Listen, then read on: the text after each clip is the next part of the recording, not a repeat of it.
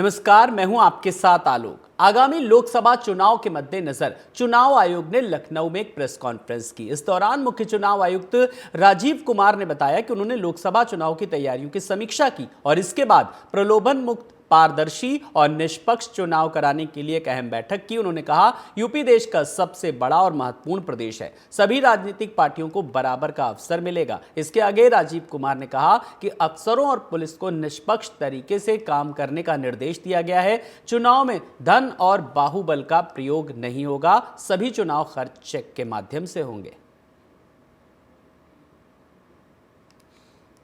चुनाव को लेकर के चुनाव आयोग की टीम लगातार राजधानी लखनऊ में डेरा डाले हुए है। आपको बता दें कि आज विधानसभा के अंदर तिलक हॉल में निर्वाचन आयोग के द्वारा प्रेस कॉन्फ्रेंस किया गया और बताया गया कि आम चुनाव में मतदाताओं के लिए चुनाव आयोग क्या कुछ करने वाला है। हालांकि समीक्षा को लेकर के पूरी टीम चुनाव आयोग की यहाँ पे आई हुई है और उसमें मुख्य निर्वाचन आयुक्त राजीव कुमार भी मौजूद हैं। और एक तरह से देखा जाए तो आम चुनाव को कैसे और सुविधाजनक, पारदर्शी और निष्पक्ष तरीके से कराया जाए, इन सारी चीजों को लेकर के प्रदेश में समीक्षा की गई है और सीधे तौर पे अधिकारियों को निर्देश दिया गया है कि कोई भी कोताही, कोई भी लापरवाही, कोई भी गड़बड़ी बर्दाश्त नहीं की जाएगी। इसके सीधे तौर पे जिम्मेदार जिला मजिस्ट्रेट होंगे और साथ ही साथ मतदाताओं को ज्यादा से ज्यादा चुनाव में आकर के वोट करने की अपील भी चुनाव आयोग के द्वारा की गई है। आपको बता दें कि यहाँ पे राजीव कुमार का जो मुख्य निर्वाचन आयुक्त हैं, एक तरह से भारत सरकार के, उनके द्वारा जो है कि सीधे तौर पे कहा गया कि वो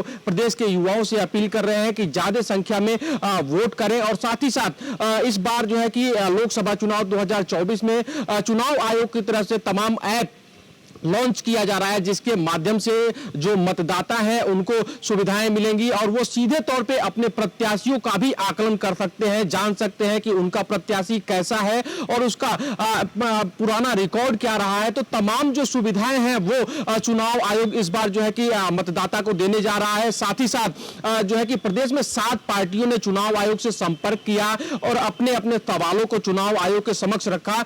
जो एक तरह से देखा जाए तो इस पार्टियों के मन में जो भी शंका रहती है उसके समाधान के लिए वो मुख्य निर्वाचन आयुक्त से मिलने आई थी और राजीव कुमार ने सीधे तौर पे कहा कि सभी पार्टियों की समस्या का समाधान किया जाएगा और निष्पक्ष और पारदर्शी तरीके से आम चुनाव कराया जाएगा, चूंकि इसमें पार्टियों की भागीदारी भी बेहतर तरीके से सुनिश्चित हो और प्रलोभन मुक्त चुनाव हो। साथ ही साथ इस पूरे चुनाव में पारदर्शिता के सारे मानकों का पालन किया जाए, इसको लेकर के अधिकारियों को निर्देश दिया गया है। वीडियो जर्नलिस्ट पंकज गुप्ता के साथ पंकज तिवारी, टीवी 27 न्यूज, लखनऊ।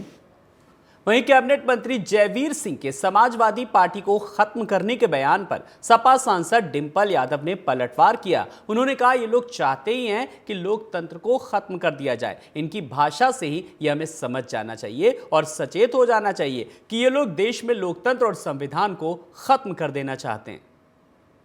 हमारे पास मेयर का चुनाव एक एग्जाम्पल है जो पंजाब में हुए हैं, किस तरह धांधली हुई। जो हमारी यहाँ से जो कमल राजपूत जी की जो पत्नी लड़ी थी, उनके साथ उनको हराया गया। यहाँ पे नगर पालिका के चुनाव में जीती जिताई थी वो और उनको हराया गया। तो मैं समझती हूँ धांधली और लोकतंत्र को खत्म करने की साजिशों का अंबार है भाजपा के पास। वहीं मैनपुरी में कैबिनेट मंत्री जयवीर सिंह ने ऑडिटोरियम का शिलान्यास किया और अपने संबोधन में सपा और अखिलेश यादव पर जमकर निशाना साधा। उन्होंने क्रॉस वोटिंग को लेकर कहा, समाजवादी पार्टी अपनी अंतरात्मा टटोल कर देख ले। 2012 से 17 तक खुद क्या किया था। बीजेपी चाहे तो आज ही समाजवादी पार्टी को खत्म कर दे। इसके साथ ही उन्होंने लोकसभा चुनाव में बीजेपी की जीत की हुंकार भरी और कहा कि इस बार 400 पार के नारे के साथ 80 में 80 जीत रहे हैं, जिसमें मैनपुरी भी शामिल है। कि मैनपुरी के लिए एक बहुत ही शुभ और बड़ा काम है कि यहाँ पे आसपास के जनपदों में सबसे बड़ा air condition auditorium, digital museum, जो मैनपुरी का इतिहास, मैनपुरी का भूत, वर्तमान और भविष्य तीनों डिजिटली सुरक्षित रखने का काम करेगा। और मैनपुरी के लिए वरदान सिद्ध होगा, जहाँ प्रशासनिक रूप से कोई बड़े कार्यक्रम हो, सामाजिक कार्यक्रम हो या निजी कार्यक्रम हो, इस स्थान पर, उपयुक्त स्थल पर मैनपुरी के लोगों के लिए उपलब्ध रहेंगे। वहीं मुजफ्फरनगर में बीजेपी ने विकसित भारत संकल्प पत्र अभियान की शुरुआत की। इस अभियान के तहत बीजेपी डोर टू डोर जाकर लोगों के सुझाव लेगी। प्रचार गाड़ी पर सुझाव पेटिका होगी। इसके साथ ही जनता के लिए जगह जगह सुझाव पेटिका रखी जाएंगी। राज्य मंत्री कपिल देव अग्रवाल ने गांधीनगर स्थित बीजेपी कार्यालय पर प्रेस कॉन्फ्रेंस कर इससे जुड़ी जानकारी साझा की। उन्होंने कहा कि बीजेपी ने अपने सभी संकल्पों को पूरा करने का काम किया है।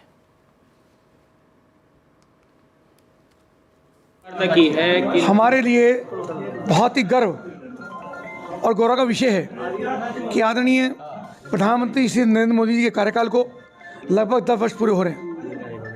उन्होंने संकल्प लिया है कि भारत को 2047 तक विकसित भारत बनाना है। उसी को विभिन्न प्रकार की योजनाएं, विभिन्न प्रकार के विकास कार्य करते हुए उन्होंने कहा कि मोदी गारंटी, और मोदी की गारंटी के साथ हम आगे बढ़े हैं। तो जितने विकास यात्रा हमने अभी तक की है उसको और अधिक बढ़ाने के लिए, तीसरी सरकार बनाने के लिए आदरणीय प्रधानमंत्री नरेंद्र मोदी के नेतृत्व में तीसरी बार सरकार बने, इसके लिए देश भर में 101 करोड़ लोगों के सुझाव मांगे गए। तो वहीं यूपीएसटीएफ को एक बड़ी सफलता हाथ लगी। दरअसल यूपीएसटीएफ ने आरक्षी पुलिस भर्ती की लिखित परीक्षा में सेंधमारी कर पेपर आउट कराने वाले गिरोह के 2 सदस्यों को गिरफ्तार कर लिया। इन आरोपियों के नाम अजय सिंह चौहान और सोनू सिंह यादव हैं। पकड़े गए आरोपियों के पास से एसटीएफ ने कई अहम कागजात और दस्तावेज बरामद किए। बता दें कि इससे पहले भी एसटीएफ ने कई परीक्षा में सेंधमारी करने वाले सदस्यों को गिरफ्तार किया। तो यूपीएसटीएफ को मिली एक बड़ी कामयाबी। तो पेपर लीक मामले में 2 आरोपी गिरफ्तार किए हैं और इनसे पूछताछ का सिलसिला लगातार जारी है। तो कई अहम कागजात और दस्तावेज बरामद हुए।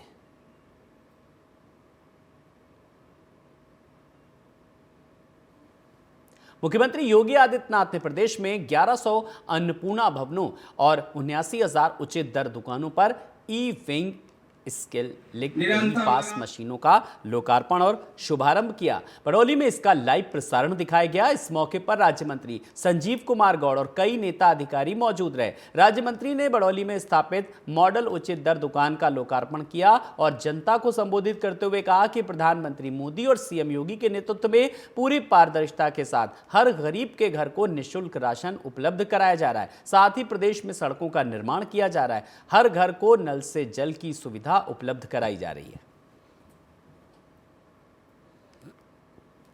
तो बड़ौली में राज्य मंत्री संजीव कुमार गौड़ ने शुभारंभ किया, कई योजनाओं को वहां पर मूर्त रूप दिया और साथ ही साथ उन्होंने कहा जिस तरीके से अब जो है चीजें किस तरीके से जब बेहतरी हो रही है लगातार, उसके लिए सरकार जो है वो बेहतर कार्यों के लिए पूरी तरीके से अब लगी हुई है।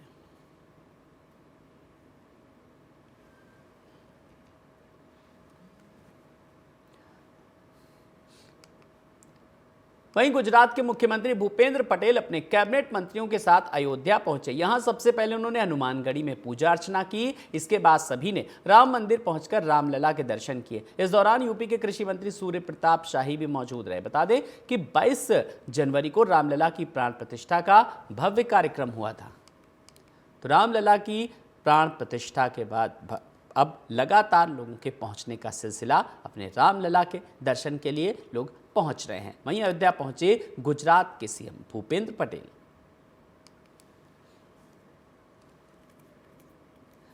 तो रामलला की प्राण प्रतिष्ठा के बाद अब लगातार जो नेता, अधिकारी, आम भक्त, श्रद्धालु पहुंचने का सिलसिला लगातार जारी है। हालांकि जब 22 तारीख के बाद जब प्राण प्रतिष्ठा हुई उसके बाद अचानक जो भीड़ उमड़ी, हालांकि उसके बाद प्रशासनिक व्यवस्थाओं को भी किस तरीके से दुरुस्त किया गया और ज़्यादा वहां पर, तो अब जा कर के वहां पर थोड़ी व्यवस्था जो है किस तरीके से व्यवस्थित की जा रही है। और इसी बीच अपने दर्शकों को बता दें कि लगातार वहाँ पर इससे पहले योगी सरकार के मंत्री भी वहाँ पर एक स्पेशल बस गई, वहाँ पे कार्यकर्ता, विधायक, मंत्री वहाँ पर पहुँचे। और अब देखिए गुजरात के सीएम भूपेंद्र पटेल भी पहुँचे रामलला के दर्शन के लिए।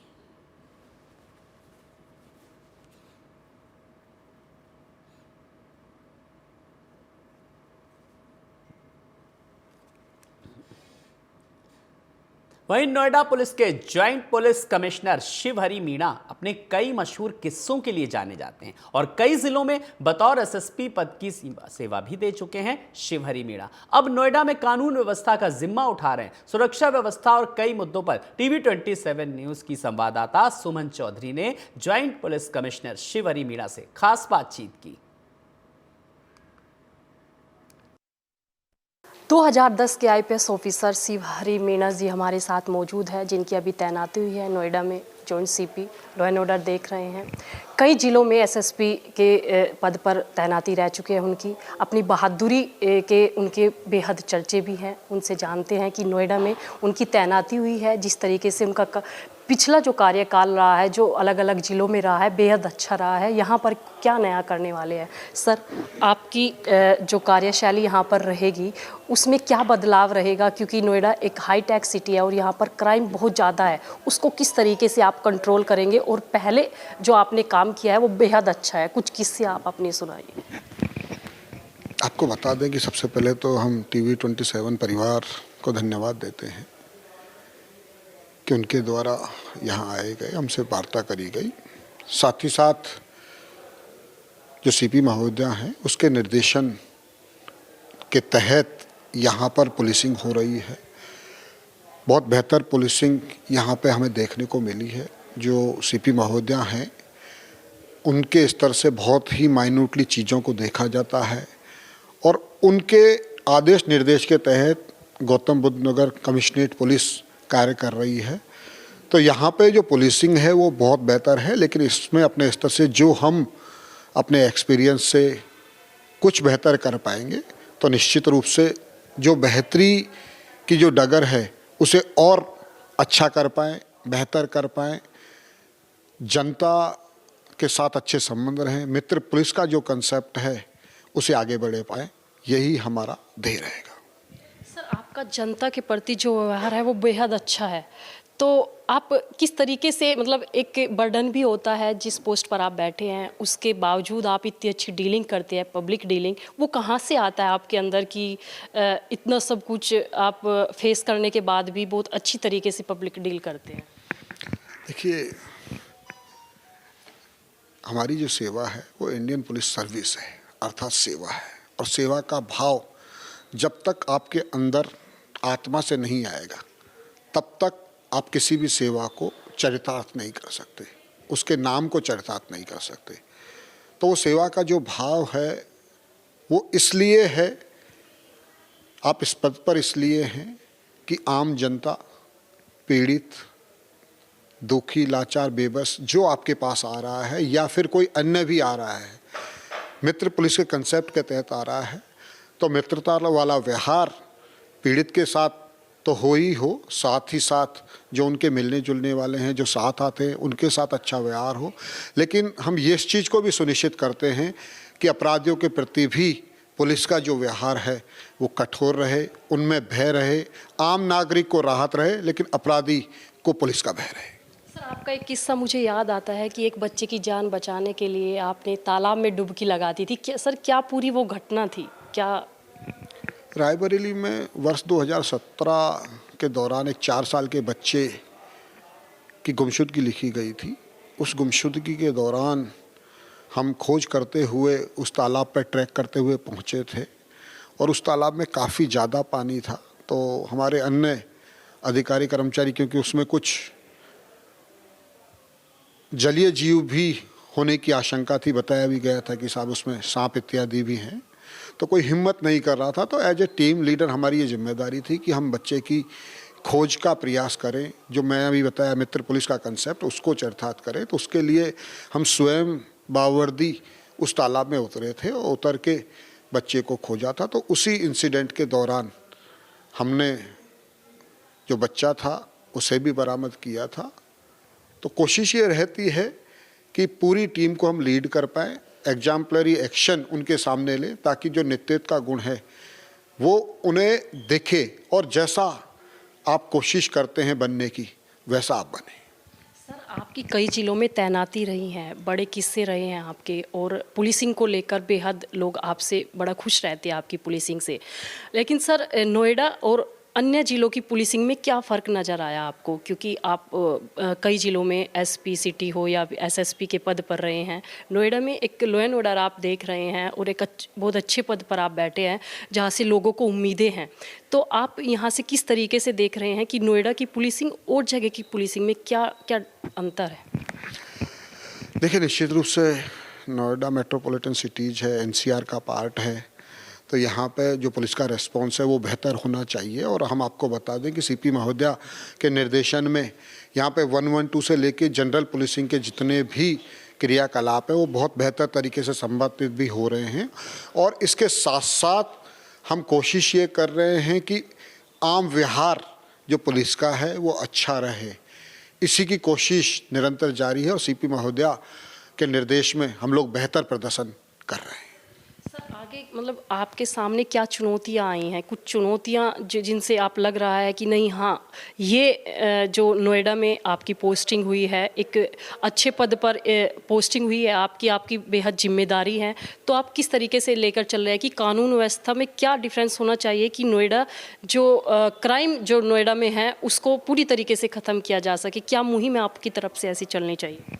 देखिए, हम कोशिश ये कर रहे हैं कि जनता के साथ बेहतर संवाद हो, अपराधियों के विरुद्ध पुलिस की जो कार्रवाई है वो कठोर से कठोरतम हो, साथ ही साथ एक एक जो अपराध लिखा जाता है, जो एप्लीकेशंस आती है उसका रिव्यू हो, आम जनता को राहत मिले, उनकी जो उम्मीदें हैं, जो उनकी अपेक्षाएं हैं, उस पर हमारी गौतम बुद्ध नगर पुलिस खरी उतरे। तो इसका सबसे अच्छा तरीका ये है कि हम लोगों के साथ निरंतर संवाद में रहें, लोगों के फ़ोन उठाएं, लोगों की जो उम्मीदें हैं उसके अनुसार एक्ट करें और जो विधि की व्यवस्था है, जो कानून व्यवस्था है वो बेहतर हो, इसका प्रयास निरंतर गौतम बुद्ध नगर पुलिस कर रही है। देखिए, हमारे साथ थे जॉइंट सीपी सर, जिन्होंने बताया कि अब तक का उनका जो कार्यकाल रहा है वो कैसा रहा है और आगे की जो पुलिसिंग उनकी नोएडा में रहेगी वो कैसी रहेगी। T27 से मैं सुमन चौधरी, ग्रेटर नोएडा। वहीं ग्रेटर नोएडा में स्मार्टफोन बनाने वाली चीनी कंपनी ओप्पो के कर्मचारियों ने जमकर हंगामा किया। कर्मचारियों का कहना है कि उन्हें ठेके पर रखा गया है और ठेकेदार पूरा वेतन नहीं दे रहा है और वेतन की मांग करने पर वर्कर को निकाल दिया जाता है। हंगामे की सूचना मिलते ही थाना इकोटेक फर्स्ट के थाना प्रभारी और पुलिस के अधिकारी मौके पर पहुंचे और कर्मचारियों को समझा बुझाकर शांत कराया। साथ ही ओप्पो कंपनी के मैनेजमेंट से भी बात की। वेतन नहीं मिलने पर सड़कों पर उतरे कर्मचारी, हालांकि बाद में मामले को सुलझाया गया, तब मामला जाकर के शांत हुआ, लेकिन ठेकेदार पर कई गंभीर आरोप लगे हैं कि जिस तरीके से एक थर्ड पार्टी होने के नाते जो है वो लापरवाही बरती जा रही। तो वेतन नहीं मिलने पर सड़कों पर उतरे कर्मचारी जबरदस्त तरीके से प्रदर्शन किया।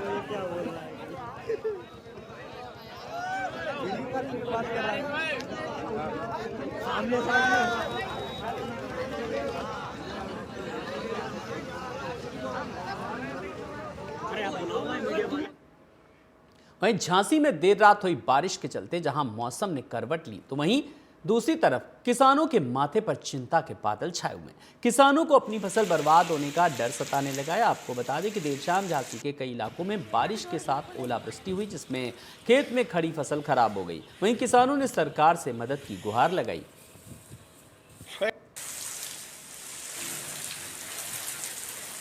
तो बारिश से किसानों की फसल वो फिलहाल तबाह हुई, तो कई जगह पर बारिश का लोगों ने लुत्फ उठाया, लेकिन दूसरी तरफ किसानों के चेहरे पर मायूसी दिखी। हालांकि अब किसानों ने सरकार से मदद की गुहार लगाई।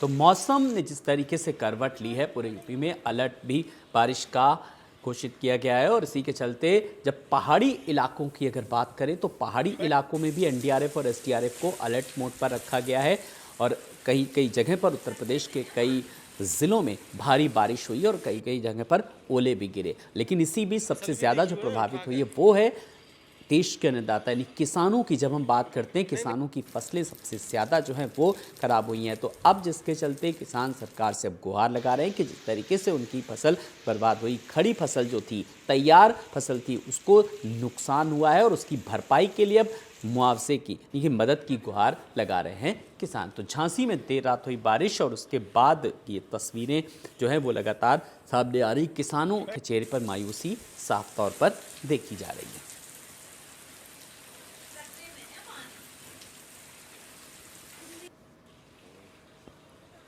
फसल भी देखी हुई है उठा कर। रुको, नहीं नहीं। वहीं मेरठ पुलिस की सरकारी लाइट को प्राइवेट गाड़ी पर लगाकर बदमाशी करने का एक सीसीटीवी सामने आया। वीडियो में साफ दिख रहा है कि पुलिस की बत्ती लगी कार सड़क पर खड़ी है। कार से बदमाश नीचे उतरता है और गैस गोदाम के पास जाकर के आग जलाकर छेड़छाड़ करने लगता है। तभी मौके पर पुलिस की फैंटम आती है। पुलिसकर्मी बदमाश को रोकने का प्रयास करते हैं, लेकिन बदमाश पुलिस को टक्कर मारकर फरार हो जाता है। अब पुलिस सीसीटीवी के आधार पर बदमाश की पहचान कर उसे तलाशने में लगी है। बदमाश का नाम आशु सैनी बताया जा रहा है, जो कई आपराधिक मामलों में जेल जा चुका है।